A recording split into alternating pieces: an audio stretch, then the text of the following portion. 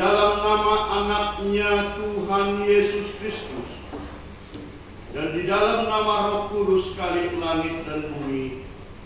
Amin. Marilah kita sama-sama mengucapkan doa.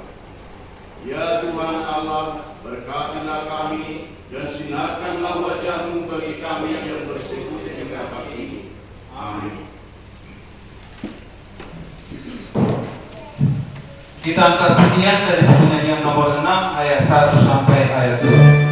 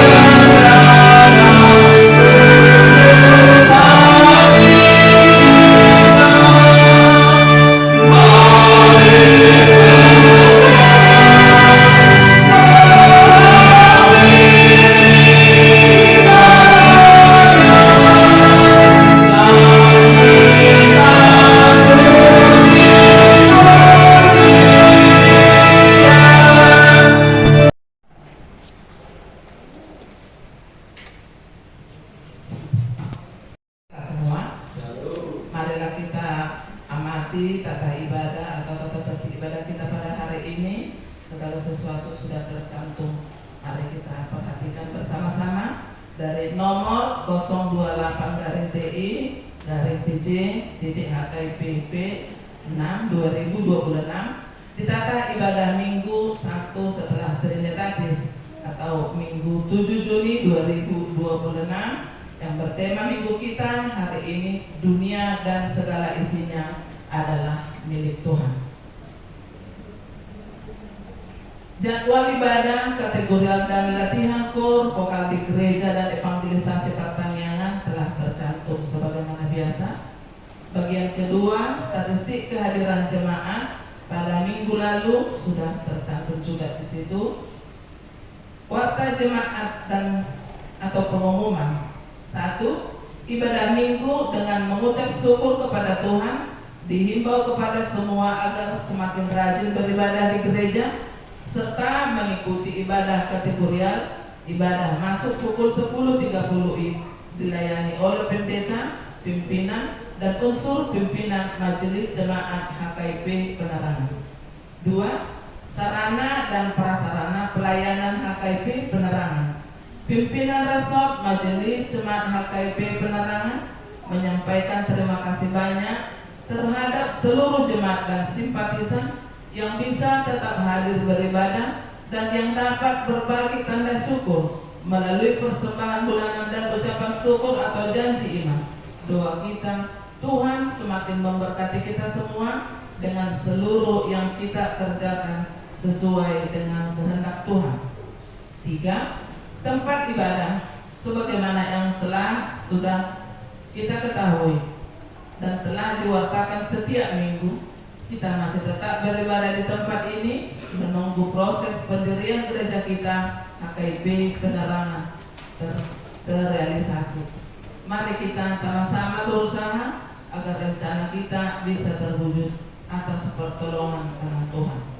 4. Realisasi keputusan rapat tanggal 16 Februari 2025 untuk merealisasikan keputusan rapat Majelis Jemaat tanggal 16 Februari 2025, mulai bulan Maret kita sudah mulai kumpulkan kewajiban minimal Rp100.000 per kakak khusus untuk biaya pembelian tanah lokasi berdirinya gereja HKIP Penerangan Jambi.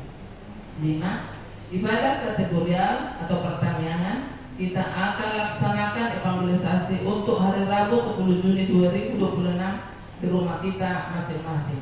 Untuk jadwal berikutnya sesuai tabel di bawah agar dikoordinasikan ke majelis jemaat.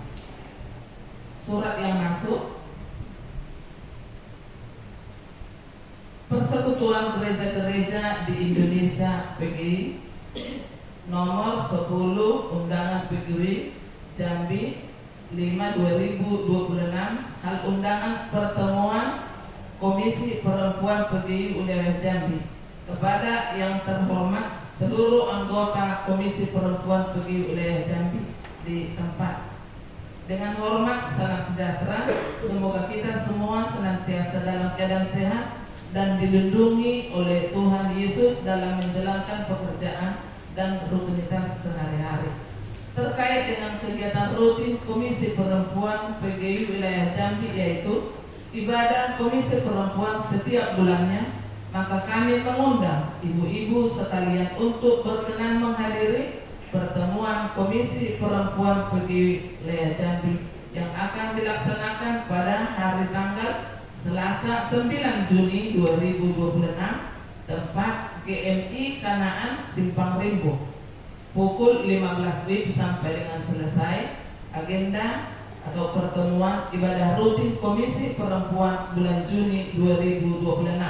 Demikian undangan ini kami perbuat dan kami sampaikan. Atas perhatian, kehadiran dan kerjasamanya yang baik, kami ucapkan terima kasih. Teriring salam dan hormat kami, Ketua Bidang Koinonia PGI Wilayah Jambi, Pendeta Insinyur Andi Sibarani, MSTH. Tembusan MPH PGI Wilayah Jambi dan Arsip.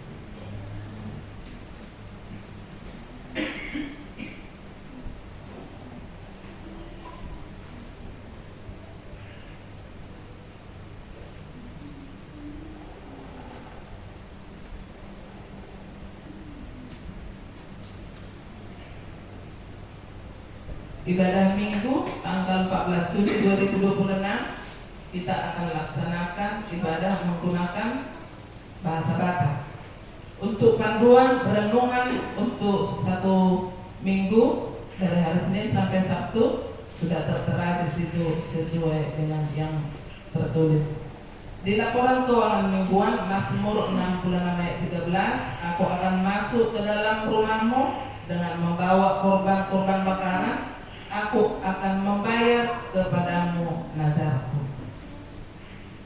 Keuangan kita yang masuk dalam 1 minggu sudah tertera di situ, serta uang pengeluaran kita juga dalam 1 minggu, serta rekapitulasi kas pembangunan usaha huriat dan daftar kewajiban jemaat perkaka.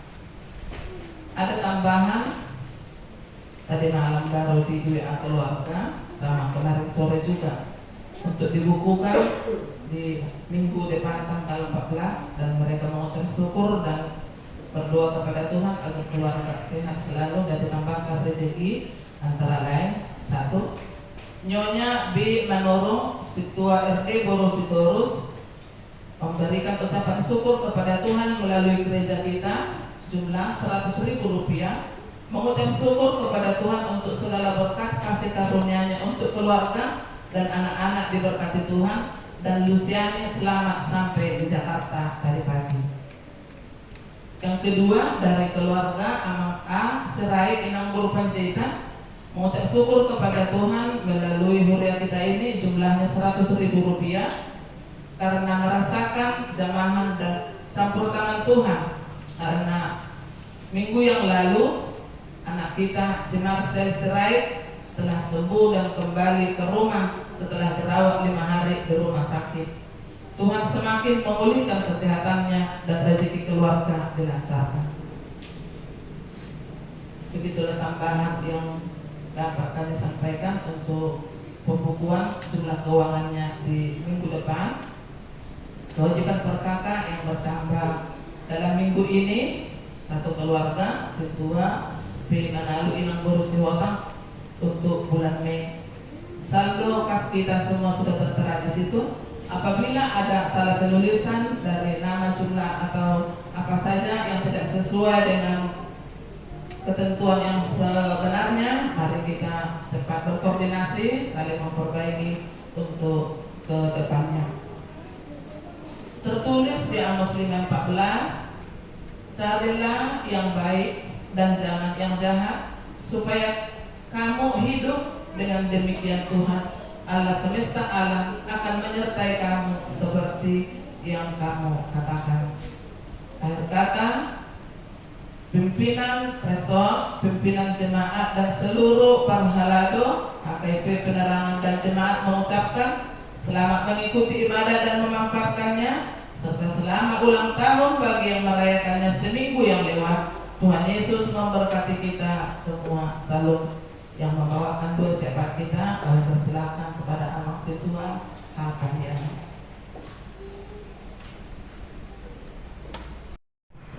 Firman Tuhan pada minggu pertama setelah Trinitatis ini tertulis di dalam kitab Mazmur pasal yang ke-50 ayat yang ke-7 sampai dengan ayat yang ke-15. Mazmur pasal 50 ayat 7 sampai dengan ayat yang ke-15. Mari Bapak Ibu dan kita semua membacanya secara responsoria. Saya akan mulai dari ayat 7. Demikian firman Tuhan. Dengarlah, hai umatku, aku hendak berfirman. Hai Israel, aku hendak bersaksi terhadap kamu. Akulah Allah, Allahmu. Bukan karena korban sembilan yang kamu mengutuk engkau, bukankah korban makanan tetap ada di hadapanmu? Tidak usah aku mengambil lembu dari rumahmu, atau kambing jantan dari kandangmu. Sebab yang selalu dengan tanggungan dan dari bunyi yang hidup. Aku kenal segala burung di udara, dan apa yang bergerak di padang adalah dalam kuasaku. Jika aku lapar, tidak usah kukatakan padamu, sebab menyangkulah dunia dan segala isinya. Daging lembu jantankah aku makan, atau darah kambing jantankah aku minum? Persembahkanlah sesuatu sebagai korban kepada Allah, dan bayarlah dasarmu kepada Yang Maha Tinggi. Berserulah kepadaku pada waktu kesesakan, aku akan meluputkan engkau dan engkau akan memuliakan aku. Sampai sejauh pembacaan firman Tuhan, mari kita bernyanyi.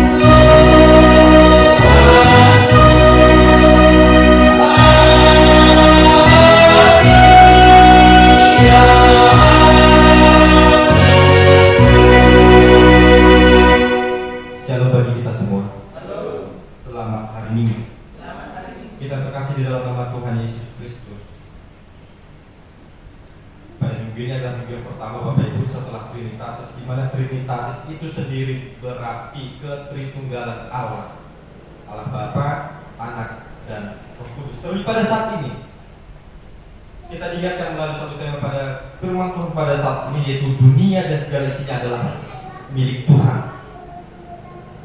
Kita terkasih dalam nama Tuhan Yesus Kristus, Bapak Ibu dan pemuda-pemudi serta remaja. Ada satu buah cerita bertemankan dengan satu nasihat. Pernah ada orang yang begitu bangganya dia memiliki rumahnya yang besar. Setiap tamu mungkin datang ke rumahnya, dia berkata ketika dalam ceritanya, ini adalah rumah saya, ini adalah mobil saya, ini tanah saya, dan inilah kebun saya. Dia menunjukkan betapa banyak harta yang dia miliki pada saat itu dengan rasa bangganya. Tetapi suatu hari setiap orang pasti pernah merasakan sakit. Suatu hari dia sakit. Seorang ini yang bangga-banggakan harta yang dia sakit, lalu harus dirawat di rumah sakit karena sakitnya luar biasa, Bapak Ibu. Dia harus pergi ke rumah sakit, dia harus menjual segala isi hartanya, rumahnya, tanahnya, kebun yang dia banggakan tadi. Dan alhasil habis semuanya. Satu hal yang boleh kita kutip, bahwasanya apa yang kita miliki pada saat ini, apa yang dia rasakan tadinya, itu hanya pemakaian sementara. Karena kita juga berpikir demikian. Kita berkata uangku, kita berkata tanahku, kita berkata rumahku, kita berkata pekerjaanku, keluargaku. Padahal dengan jelas Alkitab mengatakan pada saat firman Tuhan pada saat ini, dunia dan segala isinya adalah milik Tuhan. Mazmur 50 ini Bapak Ibu mengingatkan kita kembali, mengulas kembali untuk memikirkan kita bahwasannya apa yang kita lihat, apa yang kita punya pada saat ini sebenarnya akan kembali ke pemiliknya yang sebenarnya, yaitu adalah Tuhan itu sendiri. Kalau kita melihat Mazmur 50 ini dituliskan oleh seorang penyair di Bapak Ibu yang bernama Asaf, di mana dengan judul perikopnya itu adalah ibadah yang sejati. Karena pada masa itu bangsa Israel sangat rajin mempersembahkan persembahan korban persembahan di bait Allah. Namun masalahnya yang menjadi titik masalah dalam persembahan tersebut, mereka berpikir bahwasannya apa yang mereka persembahkan, apa yang mereka korbankan karena Allah memerlukannya. Karena Tuhan memerlukan persembahan itu, seolah-olah mereka menganggap Tuhan itu seperti manusia yang perlu dilayani, yang perlu diberi makan. Tetapi nyatanya tidak. Melalui Mazmur ini dengan jelas Asaf menegur cara berpikir yang salah tadi, pola pikir yang salah tadi. Tuhan ingin menunjukkan bahwa Dia adalah pemilik segala sesuatunya. Manusia tidak bisa membuat Tuhan berhutang budi kepada mereka. Berbicara mengenai persembahan, terkadang kita berpikir Bapak Ibu bahwasanya ketika kita memberikan persembahan lebih besar daripada umumnya ke dalam kantong persembahan, doa-doa kita langsung didengar oleh Tuhan. Ketika kita menyerahkan persembahan kita kepada Tuhan ke rumah ibadahnya, kita berpikir bahwasanya kita jauh lebih dekat daripada Tuhan. Tidak. Persembahan yang kita berikan, persembahan yang kita jatuhkan kepada kantong persembahan di setiap minggunya, setiap ibadahnya, itu bukanlah tentang apa yang kita berikan, tetapi itu adalah tempat untuk mengucap syukur karena segala sesuatu yang kita rasakan bersumber daripada Tuhan itu sendiri. Oleh karena itu, Mazmur ingin mengubah pola pikir bahwasanya Tuhan butuh persembahan kita. Tuhan tidak butuh. Tuhan tidak butuh persembahan kita.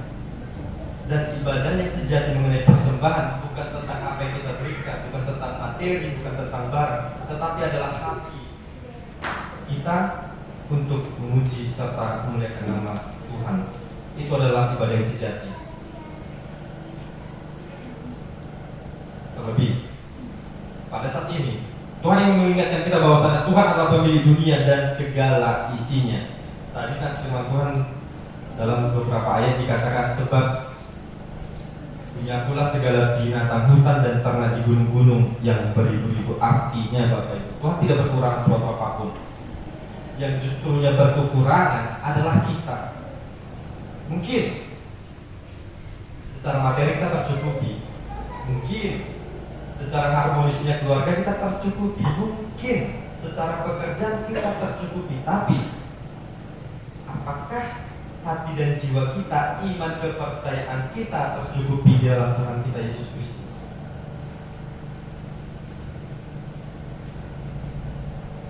Artinya sesungguhnya kita akan berkekurangan Bapak Ibu, bukan Tuhan itu sendiri. Tuhan tidak berkekurangan suatu apapun.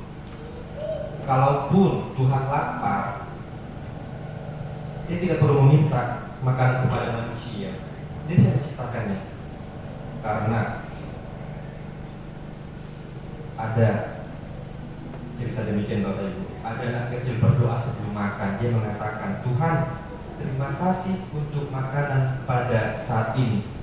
Lalu adiknya berkata, kalau Tuhan yang kasih makanan, kenapa Tuhan tidak ikut bersama kita untuk makan?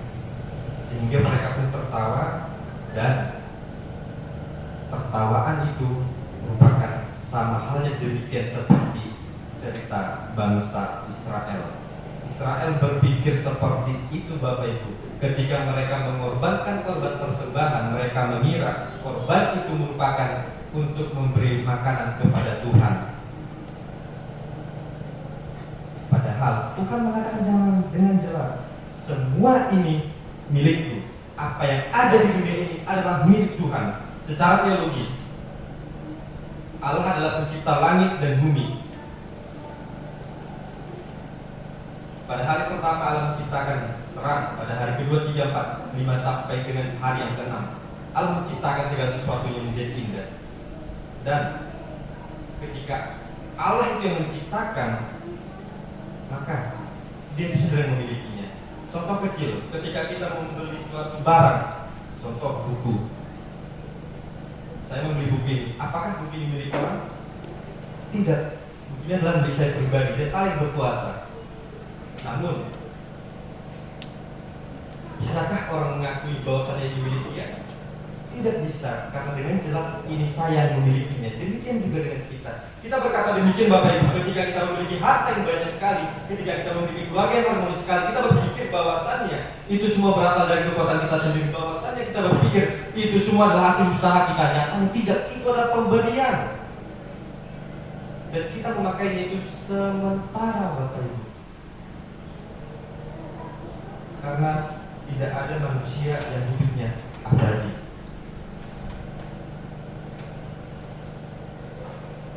Allah yang menciptakan, maka Allah lah yang mempunyai. Allah yang memberikan, maka Allah lah yang akan mengambilnya kembali.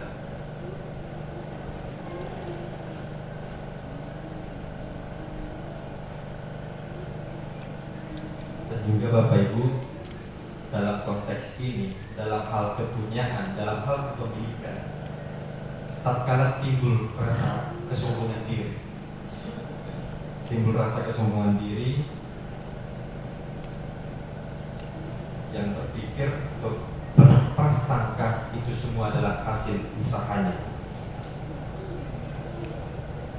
Sehingga dengan saat ini Tuhan mengingatkan kita bahwasannya Tuhan mengkehendaki hati yang bersyukur, bukan sekedar ritual, bukan sekedar kesombongan.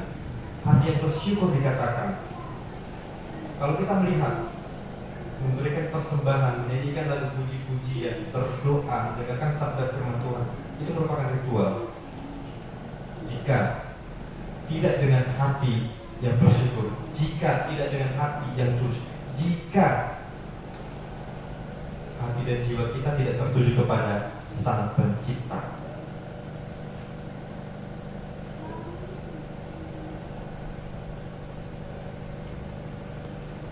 dalam nats firman Tuhan ini mengatakan, masakan aku makan daging lembu jantan atau minum darah kambing jantan?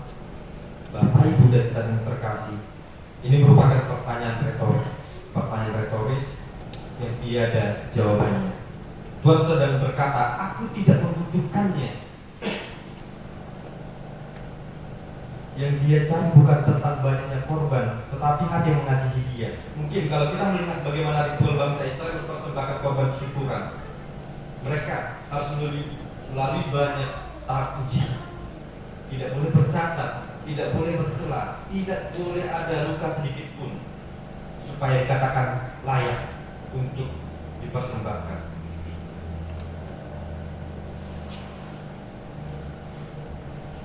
Tetapi ketika mereka mempersembahkan semuanya itu, tidak semua berasal dari hati yang bersyukur, tapi ada yang menyembuhkan dirinya, ada yang berpikir bahwasannya dia mampu, ada yang menunjukkan kekayaannya itu sendiri. Sebab ayat 14 dikatakan demikian, persembahkanlah syukur sebagai korban kepada Allah dan bayar mengajarmu kepada yang maha tinggi. Karena manusia lebih mudah untuk memberikan persembahan daripada memberikan hati, Bapak Ibu. Lebih mudah datang ke gereja 1 atau 2 jam daripada hidup taat selama 7 hari. Tuhan tidak berkesan akan ibadah, Tuhan tidak berkesan akan ritual-ritual yang tiada pertobatannya. Karena ibadah atau ritual tanpa pertobatan itu bukanlah hal yang Tuhan inginkan. Yang Tuhan inginkan adalah hati yang penuh syukur dan ketaatan. Karena ketika kita melihat yang penuh syukur dan ketaatan, disitulah Tuhan mengundang kita untuk berseru kepadanya. Ayat 15 dikatakan demikian, berserulah kepadaku pada waktu kesesakan, aku akan meluputkan engkau dan Engkau akan memuliakan aku. Mari kita perhatikan urutan yang pertama. Dikatakan kita berseru. Yang kedua, Tuhan akan menolong pada kesesakan. Dan yang ketiga, kita akan memuliakan Tuhan. Bukan sebaliknya, Tuhan mengatakan, muliakanlah dulu aku, tolonglah aku, baru Tuhan akan menolong kita. Tidak, tetapi Tuhan berkata berserulah, Tuhan berkata datanglah. Dan ini menunjukkan kasih karunia. Berserulah kepada Tuhan pada waktu kesesakan. Hal umumnya Bapak Ibu, berseru kepada Tuhan, memanggil nama Tuhan, mencari Tuhan yang pada kesesakan. Suatu hal ketaatan ketika kita bersyukur, suatu hal sangat indah ketika kita bersukacita, kita ingat Tuhan. Itu hal yang indah. Pada kesesakan, pada pergumulan, sakit, penyakit, duka cita, kita mengingat Tuhan, hal yang biasa. Namun yang menjadi hal luar biasa ketika kita bersukacita, apakah kita ingat Tuhan? Atau hanya dalam rasa sakit saja kita mengingat Tuhan? Mazmur 50 ini mencapai penggenapan Yesus dalam dirinya. Mazmur 50 mencapai penggenapannya di dalam Yesus. Korban-korban dalam perjanjian lama tidak pernah benar dapat menghapus dosa manusia.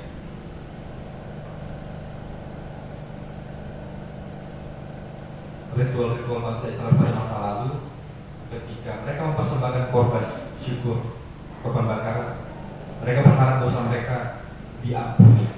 Tetapi itu tidak benar-benar Bapak ya, tidak benar-benar dapat menghapus dosa manusia. Karena itu Allah mengutus anaknya yang tunggal, yaitu Yesus Kristus, yang mati di kayu salib. Itu merupakan pengampunan dosa yang sempurna. Di atas kayu salib kita melihat dua hal. Yang pertama, dunia dan segala isinya memang milik Tuhan. Kita yang berdosa, kita yang melakukan kesalahan, Tuhan itu sendiri yang mengampuni, Tuhan sendiri yang menebusnya. Dan kedua, pemilik dunia begitu mengasihi manusia sehingga memberikan anak yang tunggal untuk menebus kita. Sebab Bapak Ibu, melalui kematian dan kebangkitan Kristus kita belajar bahwa yang terutama bukan tentang apa yang kita berikan kepada Tuhan, melainkan apa yang Tuhan telah berikan kepada kita.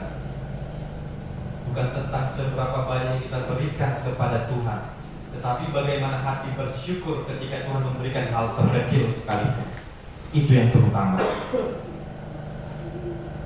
Sebab keselamatan bukan hasil dari persembahan manusia kepada Allah, tetapi keselamatan merupakan anugerah langsung, anugerah nyata dari Allah itu sendiri melalui Kristus, dan itu tidak dapat dibantah.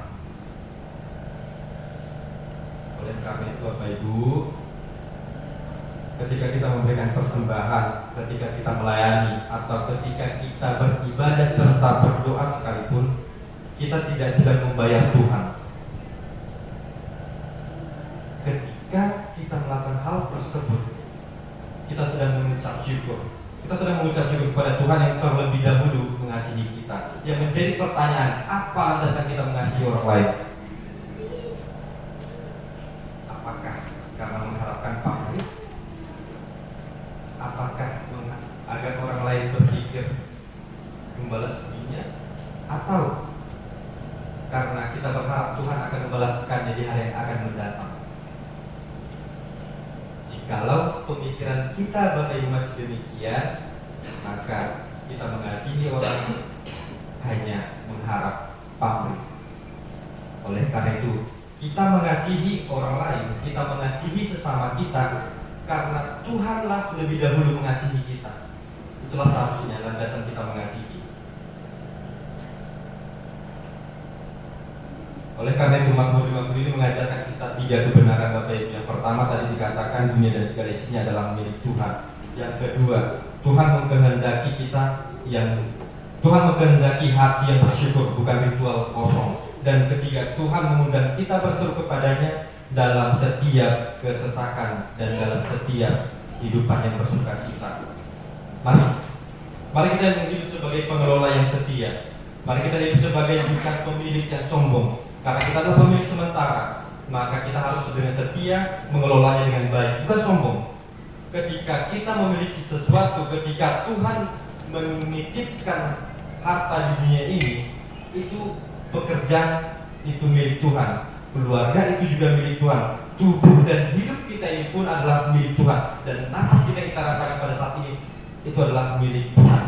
Tuhan memberikan dan Tuhan sendiri yang akan mengambil. Dan karena semua milik Tuhan, maka biarlah semuanya kita pakai untuk memuliakan Tuhan dalam hidup kita sekarang, besok, dan sampai selamanya. Amin. Mari kita bernyanyi.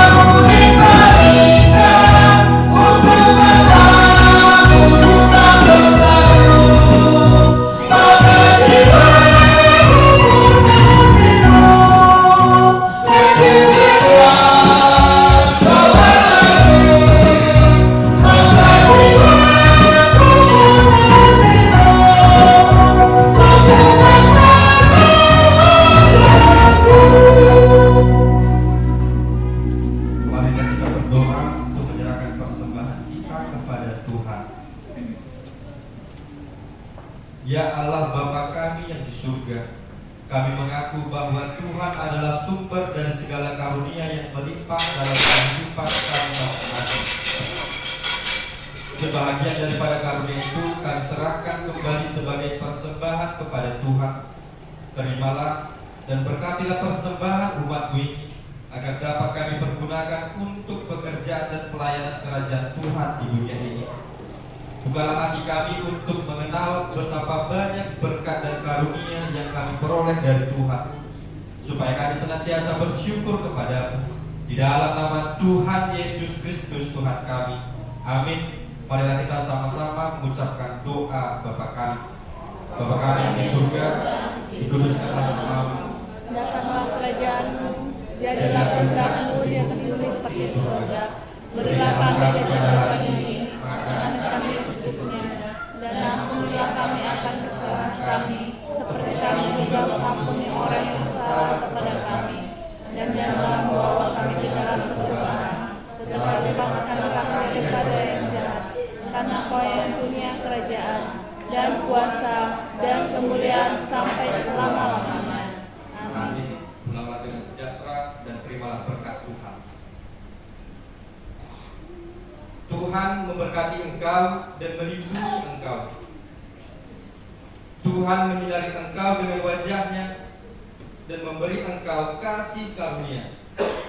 Tuhan menghadapkan wajah-Nya kepadamu dan memberi engkau damai sejahtera.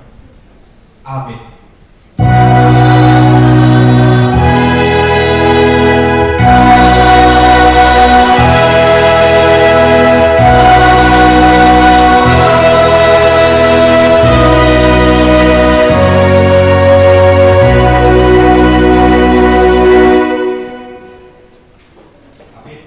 hijau bagi kita semua.